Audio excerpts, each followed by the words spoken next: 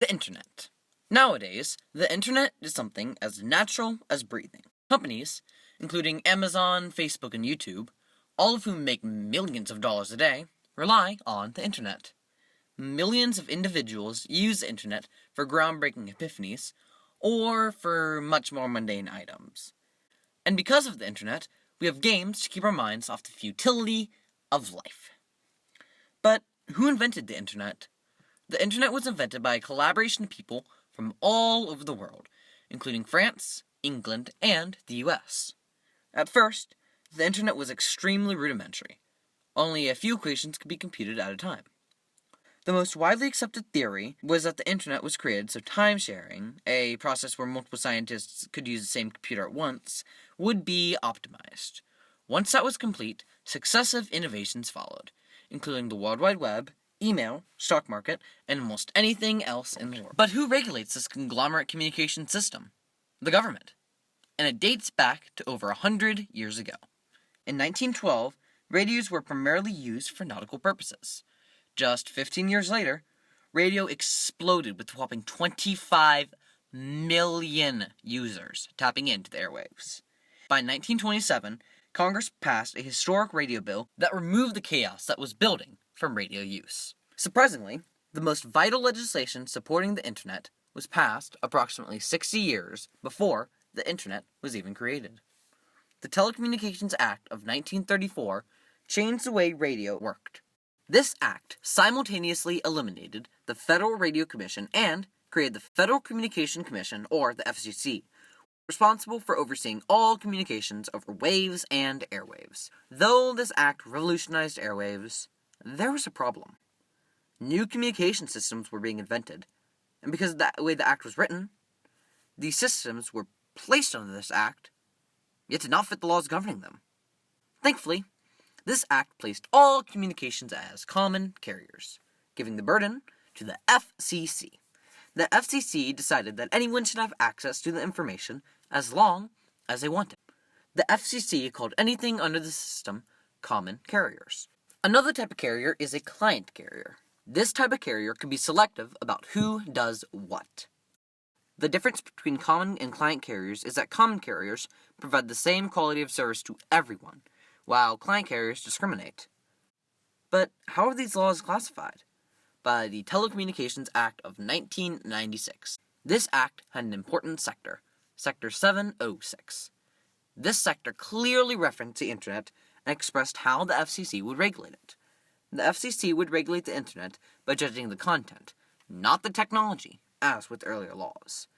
The 1996 Telecommunications Act, also known as Title II, had support from the executive branch of our government, as shown by this clip here. Open. And that's why I'm urging the Federal Communications Commission to do everything they can to protect net neutrality for everyone. They should make it clear that whether you use a computer, phone, or tablet, Internet providers have a legal obligation not to block or limit your access to a website. So, now we know a brief history of the Internet. But what is net neutrality? Net neutrality is the belief that all people and sites deserve the same rights. Before net neutrality was passed, ISPs could deliberately slow down connection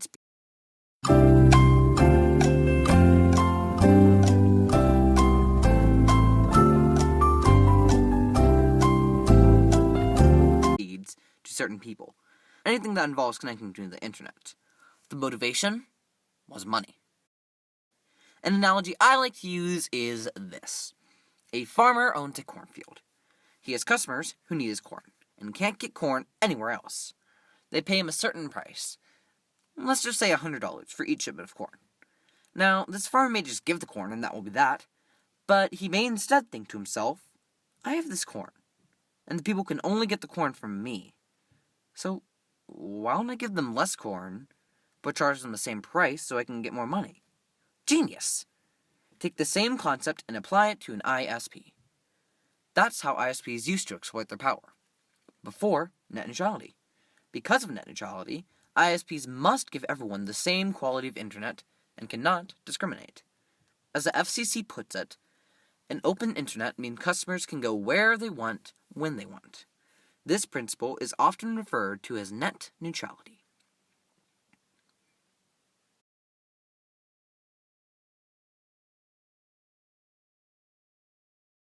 Corruption of Internet Service Providers, ISPs, including monopolizing their services, throttling bandwidth, and blackmailing Internet companies, opened the eyes of many people, companies and civilians. Most companies who relied on the Internet, such as Netflix, Skype, Google, and many more companies, took a stand. But how did they take down such a large foe? By lobbying, or as I like to call it, adult debate class. Netflix in particular liked these debate classes the most. In a statement by Netflix CEO Reed Hastings, in the long run, we think Netflix and consumers are best served by strong network neutrality across all networks, including wireless. To the degree that ISPs adhere to a meaningful voluntary code of conduct, less regulation is warranted. To the degree that some aggressive ISPs start impeding specific data flows, more regulation would clearly be needed. At this time, the FCC was very supportive of net neutrality, and was vigilantly defending it. As the former FCC chairman, Tom Wheeler, once said, "The action that we take today is an irrefutable reflection of the principle that no one, whether government or corporate, should control free and open access to the internet." Regular customers also fell in stride with these large companies, using web-form sites such as Reddit to discuss and campaign for net neutrality. And just by looking up net neutrality on Google, you will see numerous videos made by average Joes with cameras, that are vocally supporting net neutrality. Together, civilian, corporation, and government demanded a change. Net neutrality, coined by law professor Tim Wu, was that change.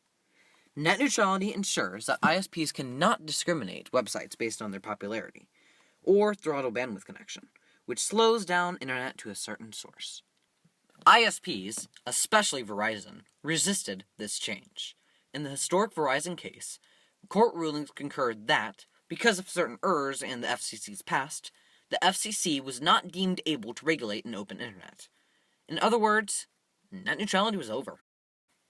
However, thanks to the stand taken by hundreds of companies and thousands of civilians, and a few convenient legal loopholes, the FCC took a stand once more for net neutrality and carried it to victory. Because the internet was free, that is to say, it was untethered and not confined by the ISP's rules, millions of people, such as the Occupy the FCC movement, like the Occupy the Wall Street movement, raised their voices through non-violent protests, sharing their thoughts over instant communication, and showing the effects of a slow internet by posting a loading banner. A dire warning of how the internet will behave if ISPs win. Despite the consumer's best efforts, the final decision came down to Tom Wheeler and the other FCC members, who tried to keep the internet open. Because of the support by untold millions, and a few loudly spoken hundreds, ISPs had to come into the FCC, who now regulates the internet using a set of rules called the Bright Line Rules. These rules, established when net neutrality was passed, was explained well by the FCC here.